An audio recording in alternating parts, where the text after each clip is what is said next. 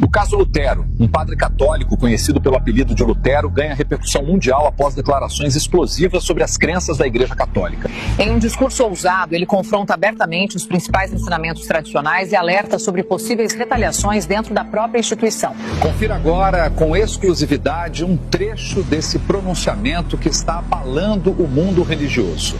Eu sei que terei retaliações, mas tenho que falar a verdade, irmãos. Se depois vocês não me virem mais, saibam que foi o preço da verdade. Está na hora da Igreja Católica corrigir seus erros doutrinários e reconhecer que grande parte do que é imposto sobre nós é a pura verdade.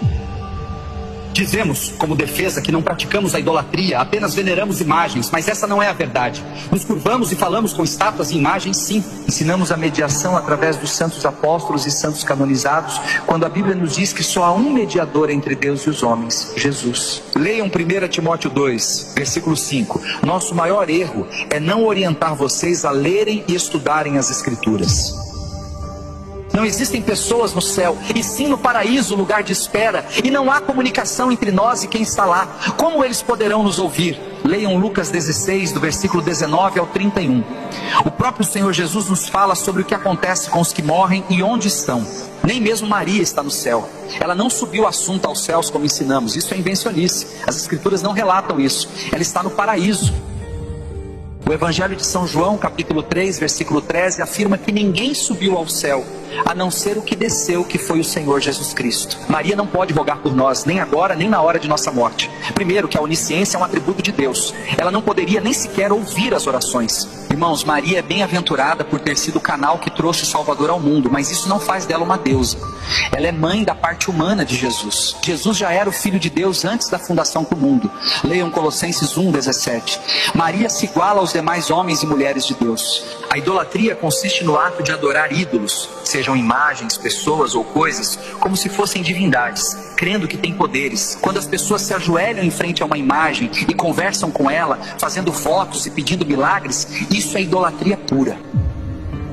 Não farás para ti imagem esculpida, nem figura alguma do que há no céu, nem do que há na terra, nem do que há nas águas. Não te inclinarás a elas, nem as servirás. Esta passagem está no livro de Êxodo, capítulo 20, versículo 4 e 5.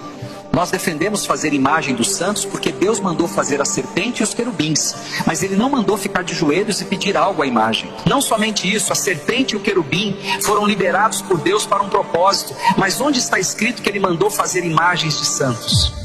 Leiam Atos 10, 26, onde Pedro diz a Cornélio: não se prostre, que eu também sou homem, e explicou que ele não era uma divindade. Em Apocalipse 22, do versículo 8 ao 9, João se prostra diante de um anjo para adorá-lo, e o anjo recusa a adoração e diz para adorar a Deus. Onde está escrito na Bíblia que alguém que morre pode ouvir orações e fazer milagres?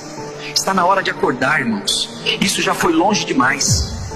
Mas você diz: eu fiz um voto e fiquei curado. Leiam 2 Coríntios 11, 14. O diabo pode agir até como anjo de luz para enganar as pessoas. Apocalipse 13, versículo 13, fala sobre grandes sinais, de maneira que até fogo faz descer do céu à terra, à vista dos homens, para enganar. Temos milhares de santos supostamente milagreiros, que temos como alternativas para buscar bênçãos e milagres, e Jesus fica apenas como mais um. Hoje eu entendo que o objetivo do pai da mentira, que é o diabo, é colocar coisas e pessoas no lugar de Jesus, para que ele seja completamente substituído. Hoje cada cidade tem um padroeiro, e padroeiro significa protetor. Onde está na Bíblia que pessoas que morreram podem proteger ninguém, gente? Temos um santo para cada problema, de santo oculista a santo casamenteiro. Para tudo tem um santo. Que diferença há das religiões pagãs que tinham vários deuses, como o Egito? Aí vem o mais absurdo: colocamos Maria como advogada, medianeira e mãe de Deus. Isso é heresia e blasfêmia, irmãos. Leiam a Bíblia. Temos um advogado para com o Pai, Jesus Cristo, o justo. Não é Maria, é Jesus. Você pode confirmar isto na primeira epístola de João, capítulo 2, versículo 1. Quem intercede por nós e com gemidos inexprimíveis é o Espírito Santo de Deus. Leia Romanos 8, versículo 26. E sobre Maria ser mãe de Deus, seria o primeiro caso onde o filho é mais velho que a mãe. Antes de houvesse mundo, ele já era.